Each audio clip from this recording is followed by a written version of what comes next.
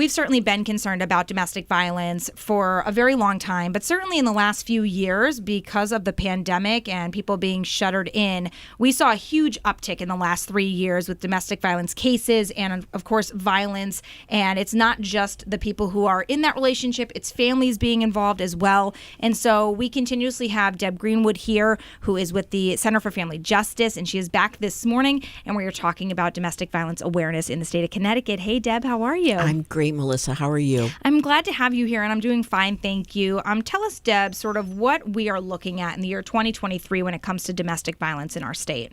So at the Center for Family Justice, as well as across the country, family justice centers and agencies that are providing free confidential support to those being affected by domestic violence. As you mentioned, it's not just the couples, it's also affecting the entire family, as trickled all the way down to children and kids and teens.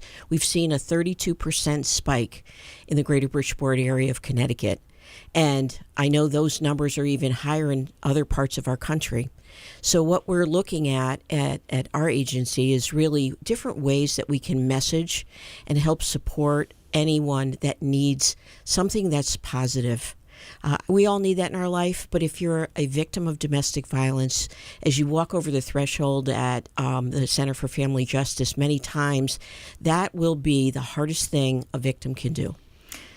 Deb, I know you came into contact with a singer-songwriter here in our state, and we actually have him in studio with us. His name is Rob Freed, and I'm very excited to get to know him because you created something really beautiful out of something that is tragic for so many people across Connecticut with domestic violence. So, Rob, welcome to the studio. Thanks for being here. Thank you, Melissa. First of all, tell us, as a singer-songwriter, what even connected you to the Center for Family Justice and wanting to write something about domestic violence? I started a nonprofit in the mid-2000s called Band Central, where we have a fund at Fairfield County's Community Foundation, and we're a platform to help other nonprofits. And one of the nonprofits I met in 2011 was the Center for Women and Families, which was the name of the Center for Family Justice before they came the Center for Family Justice. And we did an event for Deb and the center. And I was really struck at that time by Deb, by her charisma, but also the way she talked about ending the cycle of domestic and sexual abuse. You know, not just helping the victims, but breaking that cycle of trauma that can get passed on.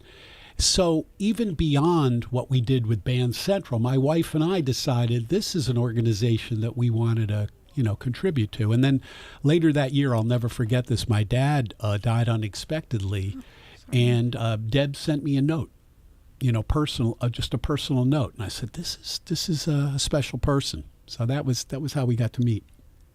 And tell us your song that you created. When did you start on that? And how did you even put lyrics together for something that is really challenging for a lot of people to even talk about, let alone sing about it? I'm always working on songs with different lyrics, and it's almost like a workbench of things that are in different stages of incubation and refinement. And originally, this was just a song about moving on from relationships that are no longer working for us, something that we all really have to do, right? Mm-hmm. And as I started to work on the lyrics and the melody, I started to more clearly see an application to victims of domestic and sexual violence. So it was as I was starting to refine the song, it started to sing for me in that way. And then it really became apparent when I started working with my video editor and creating video that we wanted to focus this on the journey that victims of sexual and domestic violence go through, with an emphasis on the healing, meaning the hope and the optimism that you can go through the dark night of the soul, whatever you want to call it, and get to the state of healing. What do you hope people take away from hearing your song? It's, people perceive music at different levels. So I hope that it appeals at different levels to people. But by and large, I think I'm going to come back to it being an inspiration for hope and optimism, that things that in the short term are very painful can have this longer term positive outcome for us. And that we have to go through the journey and do the emotional work that's required to get to the other side. So we're talking to Rob Freed this morning, and he is a singer, songwriter, a philanthropist. He created the song. I didn't even ask you, what's the name of the song? The name of the song is Moving On. Moving On. And it does highlight and look at domestic violence and the reality that strikes, unfortunately, some couples here in Connecticut and across the globe. Deb, what did you think of the song when you first heard it and Rob came to you and said, hey, I created this? What did you think about it, and what was sort of your reaction to the lyrics? So Rob had surprised us when we were celebrating our 125th anniversary of the Center for Family Justice. We're an old organization, and we used to be a YWCA and then the Center for Women and Families. As we transformed into Connecticut's first Family Justice Center, the words just resonated with hope. And he sang it when we did our virtual event. Yeah, I first sang it with an acoustic Yes. guitar and hadn't even really finished the song. And I used it as part of a sizzle that we created about That's right. the new Safe House, this, the Center for the Empower Project. Mm-hmm. Exactly. And we were in the midst of launching a state-of-the-art domestic violence safe house, which Rob was also part of the construction crew, not working as the construction people, but being the person that would use his imagination, his connections and relationships to help us get to the goal. And we'll be opening that now in 2024. That's amazing. So, Rob, what is your hope with this song? When people hear it, obviously we know what the message is, we know what your goal is, that it resonates with people in different ways, but what do you hope comes from, even just writing something like this and normalizing that this is a real problem, that this is something that is existing now among a lot of couples, and we're seeing unhealthy trends even in younger children who are just starting to date for the first time. Yeah. This isn't just broken marriages. This isn't just abusive, boyfriend, girlfriend, whatever. We're starting to see these trends even generationally, and treating people kindly. We are lacking that in today's society. So this to me is speaking to so many different populations. What do you feel is the ultimate goal of this song?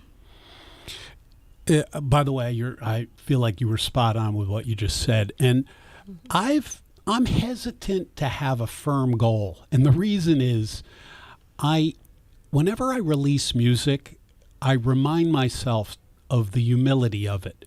And I pretend like the song is like sharing a meal with friends. It'd be like if I said, Melissa, have you ever had my eggs? And you said no. And I said, come on over, let's have some eggs together. And you know how everybody makes eggs a little differently? Yes, I do. Yeah. So really, that's where I start. Is the goal was producing this piece of creativity with a good intention, and then it's mostly for family and friends in that sense. Now, then one of my friends is Deb Greenwood, and I start sharing it with her, and she starts seeing other applications. So more specifically, I think there are applications where this can be shown. We all know the connection between music and healing and how people use music in their lives. This could be used at safe houses to show people the hero's journey, in a sense. It could be used with crisis navigators at the center. It could be used on a website to, as Deb said, to get people to feel encouraged to make that step over the transom, to come into the, and I'll really leave it to Deb and others that on the team that can see the possible use cases of how we can use this song to bring attention, awareness, and positrons. What do you think, Deb? Hope. We all need hope. And this song definitely hits every single mark. I think the vision of our end game is really that hope that someone does not have. Yeah. We all need it, no matter what trauma we're going through. But being a victim of abuse really needs it more than ever to understand that they will get through and they will come out stronger, as the video shows, at the top of the mountain, whatever that mountain looks like, wherever it is in their own life, that they too will become that survivor, and they will thrive, and they will grow, and they will be safe, and they will move on, as the song is called. I'm so glad you answered the question in less of a intellectual, like, well, we could use it here and we could use it there. You went right to the emotional, the emotional space of it, which is, I really think is the right place, right way to answer that question. When we first saw the video and the music together, first when we heard the music, we were all so moved. Each person was in their own office and came out with tears of joy, because it really hit our heart. And most importantly, our heart versus sometimes our head and brain. And sometimes we overdo think things. And with what Rob has created, definitely can be used for almost anyone in any state, in any city, any town, any part of our country, or any part of our world. And the world we want is a safe one, and a safe world filled with that hope. Are there any specific lyrics, Rob, that people should keep an eye out for, should really listen and not just hear it, but listen to what you were saying throughout the song? It's not that full of lyrics. It's 2 verses and a chorus. And the chorus repeats a few times. The chorus is about moving on to a place that's meant to be. So I don't think we need to highlight that. I think we just need to say, just check it out for yourself. I love that. And where can people find it, Rob, if people want to listen to it? Well, you can watch the video on my Rob Fried YouTube channel, or you can check out the song on Spotify, Apple Music, as well as SoundCloud. SoundCloud, okay. Yeah. Okay. Mm-hmm. Is it going to be on the Center for Family Justice website? On April the 19th, we're calling, this is like the soft opening today, so this is the first time we're actually talking about it publicly. But on April the 19th, which is just a few days away, it will be launched on our website, it will be on our social media, and it will continue and will never stop. It will just be a part of the tapestry of the Center for Family Justice. And in early May, there is a conference in San Diego, California, where the very first Family Justice Center was created. And many, many folks from around the country and around the world will be able to view and hear it for the very first time. No pressure, Rob. My heart is filled. Remember, I just come back to, it was like sharing a meal with friends, and anything beyond that is a bonus. Mm-hmm. We're so thankful and grateful, and I will share one thing. There were 2 former, we'll say, victims of abuse that I personally shared it with, that are now very strong survivors, and they have moved on with their life. And to watch and hear their reaction has moved me 100%. So, Rob, you are making and having an impact just in a very small way into a very large part of our world that is going to be part of a vision that says you've just given hope to 2 people that got to watch it, and that 2 will be multiplied by 2 more and 10 more and 20 more. It will continue. So for that reason, we want to share it. We want to make sure that we're just not keeping it to ourselves. We want to make sure that not only folks around our state and region hear it and appreciate it, but people anywhere that needs that music of hope will have it. And that's all thanks to Rob Fried, our good friend. Deb, do you mind just giving us the website for the Center for Family Justice if anybody wants to access it? Sure. The website for the Center for Family Justice is www.centerforfamilyjustice.org. And if anybody is out there who needs help today or wants to talk to somebody, what should they do?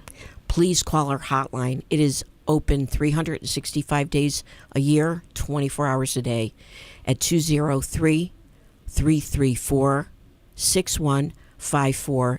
Your call will be answered by someone. You will not go into a recording at all. We're here to help. Please call. Every service we provide is free and is confidential. Deb Greenwood and Rob Freed, thank you both for being in studio and for sharing this on the show. Really appreciate it. Thank you, Melissa. Thank you, Melissa.